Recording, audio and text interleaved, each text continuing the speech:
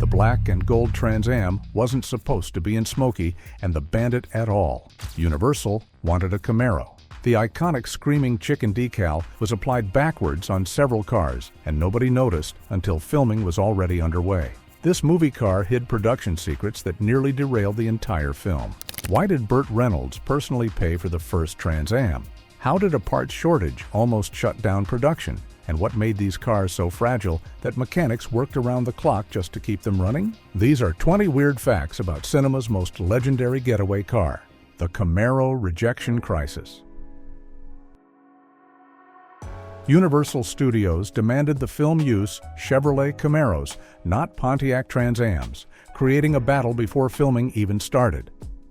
The studio had an existing sponsorship deal with Chevrolet worth $200,000 annually. Using Camaros would fulfill contractual obligations and save production costs.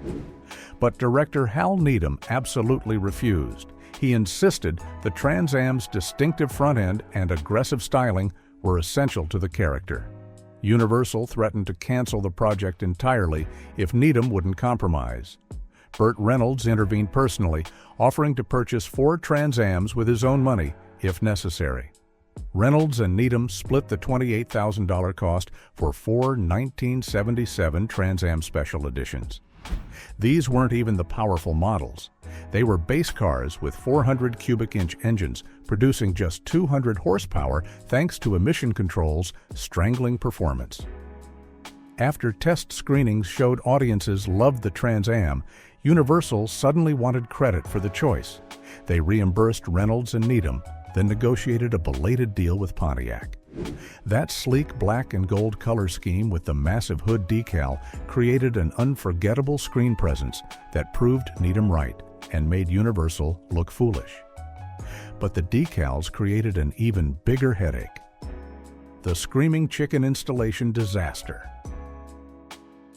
The famous Firebird hood decal was installed incorrectly on multiple cars, creating a continuity nightmare that sharp-eyed viewers still catch today. Pontiac shipped the decals with minimal installation instructions, assuming professional body shops would apply them. But production was in a hurry, installing decals themselves in a Georgia parking lot. The decals were applied backwards on 2 cars, with the bird facing the wrong direction.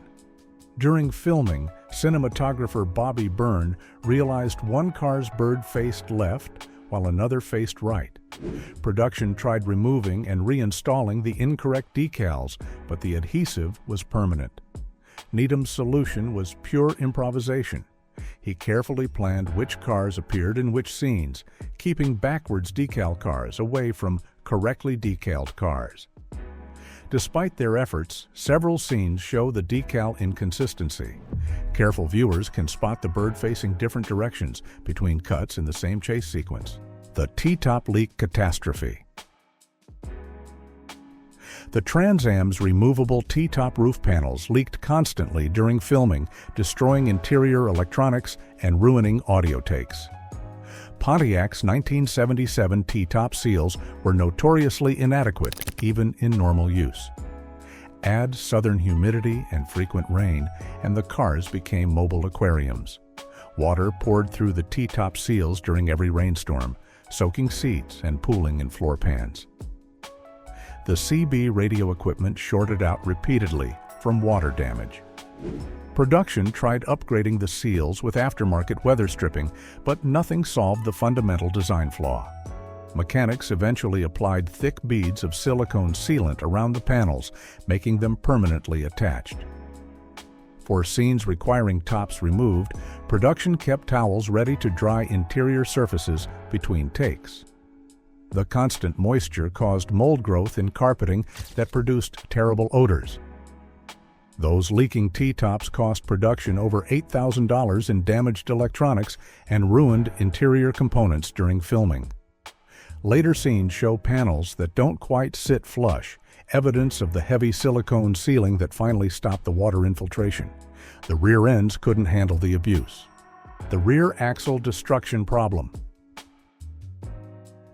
The Trans Am's rear axles couldn't survive the constant burnouts and hard launches required for filming. Pontiac's corporate 10-bolt rear end was adequate for street driving, but inadequate for movie stunts. The ring and pinion gears would strip during aggressive launches, leaving cars stranded on location. The first major failure occurred during the famous turnaround stunt where Bandit spins 180 degrees. Stunt driver Jerry Summers heard a terrible grinding sound as the rear axle exploded internally. Metal shrapnel punched through the differential cover, spilling gear oil across the pavement.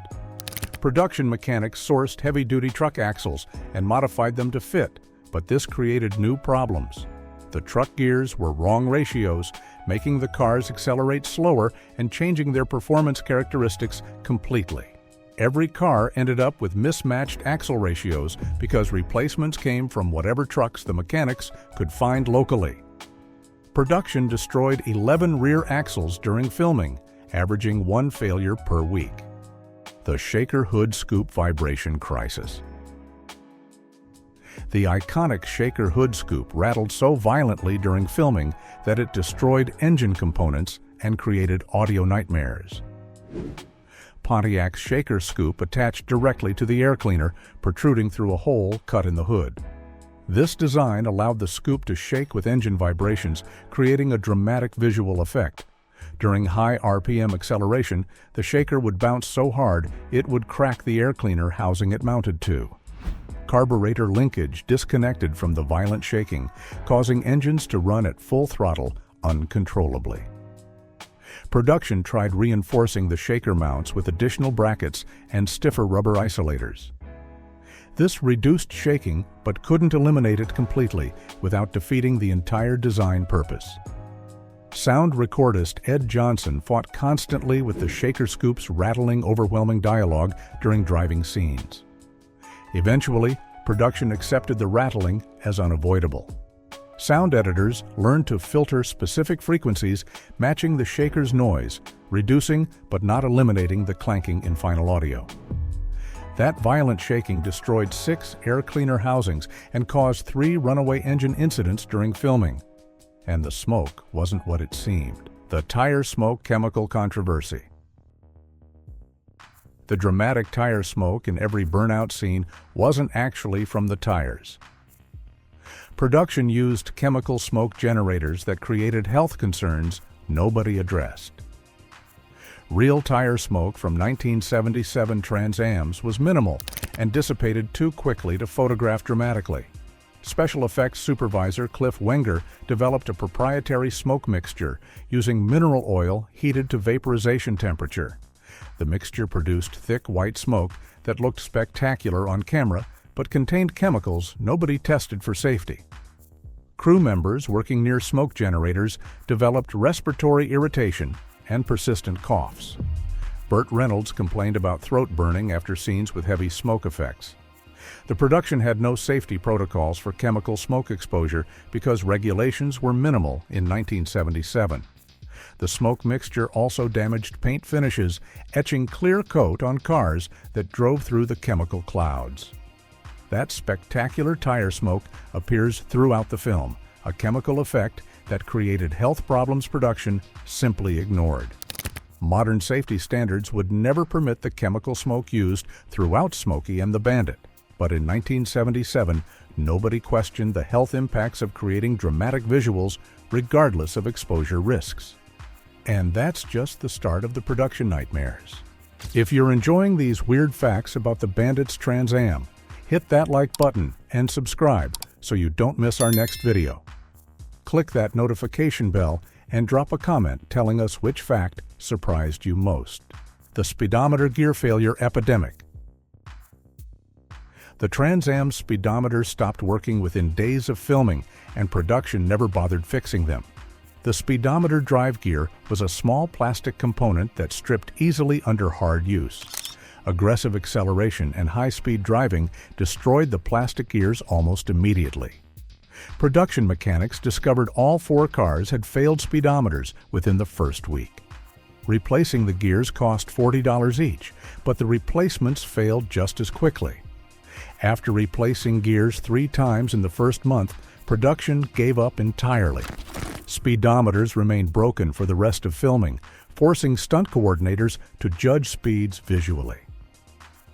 Jerry Summers later admitted he relied on intuition for the famous bridge jump, having no idea what speed he actually achieved. Georgia State Police stopped one Trans Am during location moves for speeding. The driver truthfully explained the speedometer didn't work, which resulted in additional citations for operating an unsafe vehicle. Those dead speedometers appear in close-up shots where careful viewers can see the needles sitting at zero regardless of the car's actual speed. The power steering pump scream. The Trans Am's power steering pumps produced an ear-piercing squeal that ruined audio takes and embarrassed Pontiac engineers. The 1977 power steering system used a Saginaw pump adequate for normal driving, but inadequate for the constant lock-to-lock steering of stunt work. During aggressive maneuvers, the pump couldn't supply sufficient fluid pressure fast enough, causing cavitation and a terrible screaming sound. Audio takes were constantly ruined by power steering, screaming, overwhelming dialogue. Ed Johnson tried sound-deadening insulation around the pump, which muted the noise slightly, but not enough. Pontiac engineers visited the set to investigate after seeing early footage. Their solution was installing larger capacity pumps from Cadillac Eldorados, which supplied more fluid volume. The Cadillac pumps also required custom brackets and longer hoses, taking mechanics 3 days per car to install. Even with upgraded pumps, aggressive steering produced audible whining clearly present in several chase scenes. That distinctive whine appears throughout the film during hard cornering, an embarrassing mechanical sound that Pontiac desperately wanted removed, but production couldn't eliminate completely. The Headlight motor failure syndrome. The Trans Am's pop-up headlights failed constantly, leaving cars with mismatched or stuck headlights throughout filming. Pontiac's vacuum-operated headlight system was notoriously unreliable, even in normal use. The vacuum actuators used rubber diaphragms that hardened and cracked with age and heat exposure. Within 3 weeks of filming, headlights stopped popping up synchronously. One side would open while the other remained closed, creating a winking appearance. During night scenes, the asymmetric lighting created continuity nightmares. Production tried replacing vacuum actuators, but the parts weren't readily available in rural Georgia. Mechanics also discovered vacuum line routing that allowed engine heat to directly cook the rubber lines, guaranteeing rapid failure. Eventually, production installed manual override cables, allowing drivers to mechanically open headlights regardless of vacuum system function. This worked, but required drivers to reach under the dashboard and pull cables before night driving scenes. The fuel tank capacity disaster. The Trans Am's fuel tank was too small for filming requirements, forcing constant refueling that disrupted production schedules daily. Pontiac's 1977 fuel tank held just 21 gallons, adequate for normal driving, but inadequate for production's needs. Chase scenes consumed fuel rapidly, often burning through an entire tank, filming a single sequence. Stunt driving with constant hard acceleration drained fuel at rates approaching 4 miles per gallon. Production underestimated fuel consumption initially, assuming normal mileage would apply. Crew members spent hours driving to stations, filling jerry cans, and returning to location. The small tank also created safety concerns during stunt sequences. Hal Needham demanded cars have sufficient fuel to complete entire stunt runs without refueling mid-sequence. Several stunts were aborted mid-run when cars sputtered from fuel starvation, wasting time and forcing complete restarts. The interior plastic warping crisis. The Trans Am's interior plastic components warped and melted under Georgia's summer heat, combined with production lighting. Pontiac used cheap thermoplastic for dashboard and door panel components in 1977, materials adequate for normal use but inadequate for movie production conditions. Cars sat in direct sunlight between takes, with interior temperatures exceeding 150 degrees Fahrenheit. Within 2 weeks, the dashboard began warping visibly. The center console twisted and pulled away from its mounting points. The worst damage occurred to the gauge cluster surround, which melted enough to distort the speedometer and tachometer bezels. Production tried parking cars in covered areas between takes, but damage was already extensive. Pontiac shipped replacement interior components, but these warped just as quickly under identical conditions. The production eventually accepted warped interiors as unavoidable, shooting around the worst damage. Several scenes show visibly distorted dashboard components if you look carefully during interior shots. The clutch disc destruction problem. The Trans Am's clutch couldn't survive the constant burnouts and aggressive launches production demanded. Pontiac's standard clutch disc was organic material, adequate for normal driving, but inadequate for stunt work. Hard launches generated enough heat to glaze the clutch surface, causing slippage and making acceleration progressively worse. Stunt drivers reported clutch slippage getting worse throughout filming days, requiring progressively higher RPM to launch the cars. The first clutch failure happened during the railroad crossing jump. Jerry Summers launched hard, and the clutch disc literally exploded from the stress, sending friction material fragments through the bell housing. Production installed heavy-duty clutches designed for racing applications, but even these wore rapidly under filming conditions. This created a conflict where production had to swap clutches depending on scene requirements. Production went through 14 clutch assemblies during filming, averaging nearly one per week.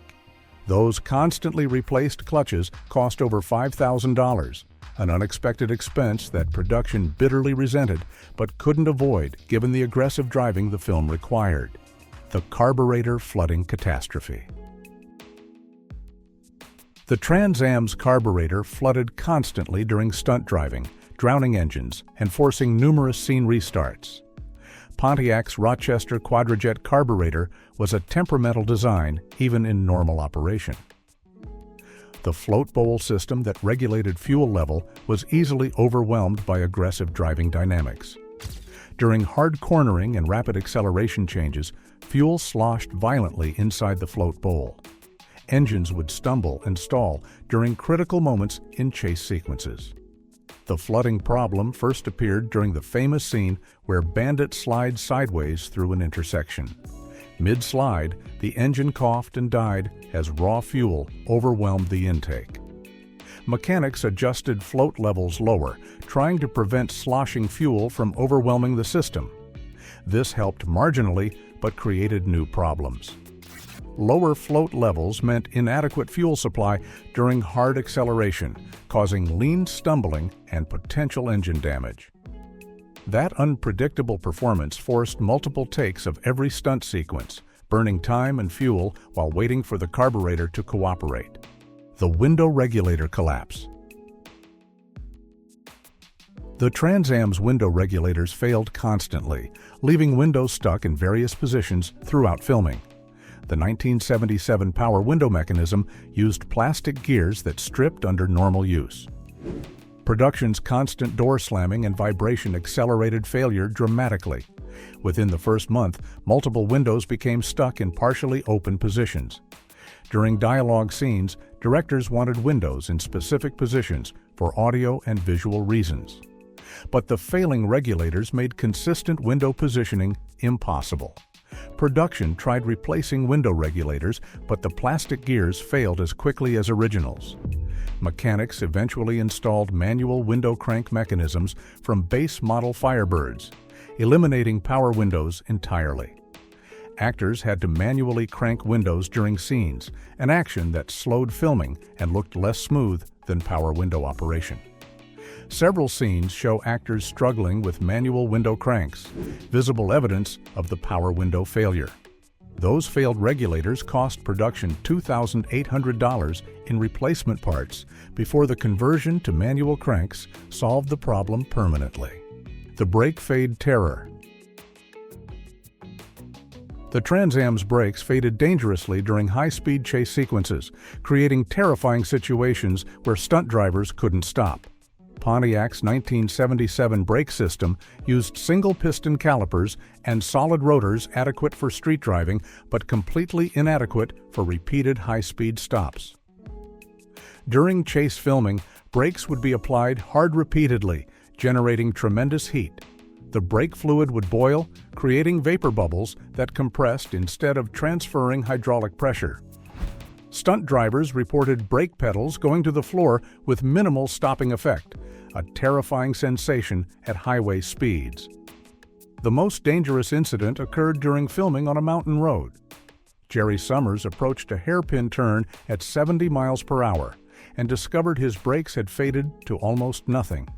He entered the corner too fast, sliding toward a cliff edge before catching traction and barely avoiding disaster. Production installed racing brake pads with higher temperature tolerance and drilled ventilated rotors to dissipate heat better. Mechanics bled brakes between takes, replacing boiled fluid with fresh fluid constantly. Those inadequate brakes cost production over $12,000 in upgrades, plus increased insurance costs that nobody anticipated. The exhaust system, meltdown. The Trans Am's exhaust system literally melted during filming, creating fire hazards and toxic fumes that endangered cast and crew. Pontiac's catalytic converter system was new technology in 1977, and the converters ran dangerously hot during normal operation. Production's aggressive driving made them glow red hot, reaching temperatures exceeding 1,400 degrees Fahrenheit. The heat shield protecting the floor pan from converter heat warped and eventually disintegrated. During one scene, smoke began pouring from beneath Burt Reynolds' seat as the carpet started smoldering from converter heat. Mechanics discovered the floor pan had actually burned through, creating a hole where converter heat directly contacted interior materials. Mechanics rerouted exhaust systems, moving converters further from the floor pan and adding multiple layers of heat shielding. Mechanics eventually removed catalytic converters entirely, replacing them with straight pipes. Without converters, exhaust fumes were toxic and smelled terrible. Cast and crew complained about headaches and nausea from exhaust exposure during filming. Those removed converters cost production $1,200 in custom exhaust fabrication, plus ongoing health complaints from toxic fume exposure that nobody took seriously in 1977. The transmission kickdown failure. The Trans Am's automatic transmission refused to downshift properly during filming, making acceleration pedestrian when it should have been dramatic. The Turbo 400 transmission used a vacuum-operated kickdown system that commanded lower gears during full throttle acceleration. But production's modified engines produced insufficient vacuum to operate the kickdown mechanism reliably. During chase sequences requiring dramatic acceleration, the transmission would stubbornly remain in high gear. Stunt drivers reported mashing the gas pedal with no response, the engine bogging down instead of accelerating aggressively. Mechanics investigated the kickdown system and discovered the vacuum problem. They tried installing manual kickdown switches, allowing drivers to force downshifts electrically. This worked technically, but required drivers to remember switching mid-scene, adding complexity to already difficult stunt driving. Several chase scenes show noticeably lazy acceleration where the transmission failed to downshift properly. Sound editors covered the weak acceleration with aggressive engine sounds recorded separately, creating auditory illusion of performance the cars physically couldn't deliver. The front spoiler destruction derby. The Trans Am's front air dam spoiler was destroyed and replaced 23 times during filming. Pontiac's 1977 Trans Am featured a deep front spoiler that hung low for aerodynamic purposes. This spoiler was completely incompatible with stunt driving over uneven surfaces. During the first jump sequence, the spoiler hit the landing ramp and exploded into fiberglass fragments. Production quickly learned that spoilers wouldn't survive any jump, any severe dip, or any off-road excursion. After destroying 4 spoilers in the first week, production sought cheaper alternatives. They discovered aftermarket fiberglass shops could replicate the spoiler design for $85 each. Production accepted spoiler destruction as a normal filming expense, ordering spoilers in bulk. Mechanics kept 10 spare spoilers at every location, ready to install replacements during lunch breaks. The spoiler destruction created obvious continuity errors throughout the film. Some shots show pristine spoilers, others show damaged or missing spoilers, changes occurring mid-scene. That constant spoiler destruction cost production over $7,800 in replacement parts, a line item that production accountants couldn't believe when reviewing final expenses. The air conditioning failure epidemic. The Trans Am's air conditioning systems failed completely within 2 weeks of filming, forcing cast and crew to endure Georgia's brutal summer heat. Pontiac's 1977 AC system was marginal even in normal operation. The compressor was undersized, and the condenser lacked sufficient cooling capacity for extreme conditions. Production's aggressive driving generated tremendous engine heat that overwhelmed the AC system immediately. The first AC failure occurred during a 95-degree filming day. Burt Reynolds was shooting dialogue scenes in the closed car, and the AC suddenly stopped working. Interior temperatures soared past 130 degrees within minutes. Mechanics discovered the compressor had seized, welding itself internally from excessive heat. Replacing the compressor took 6 hours, shutting down production for the rest of that day. Eventually, production gave up on AC entirely, removing the systems completely to reduce engine load.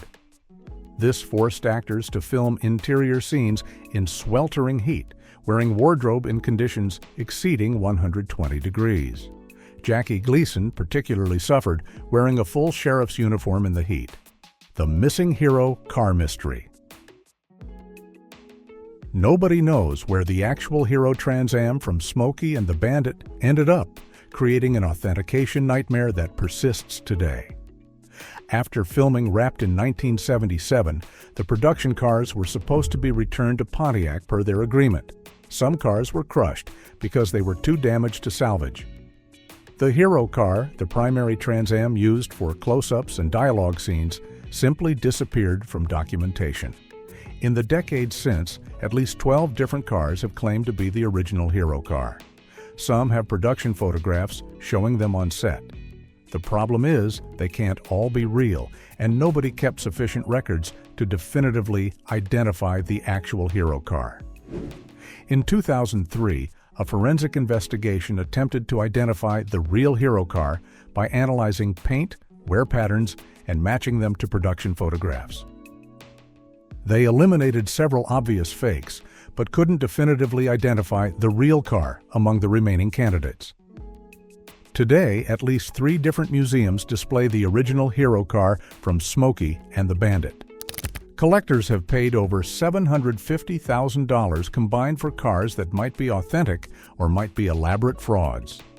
The truth about the real hero car's location is probably lost forever. There you have it, 20 weird facts about the Bandit's Trans Am that even die-hard Smokey and the Bandit fans never knew. These cars were held together with determination and duct tape, fighting mechanical failures every single day to create movie magic. Hit that subscribe button and check out our next video on screen to discover more secrets from your favorite classic movie cars.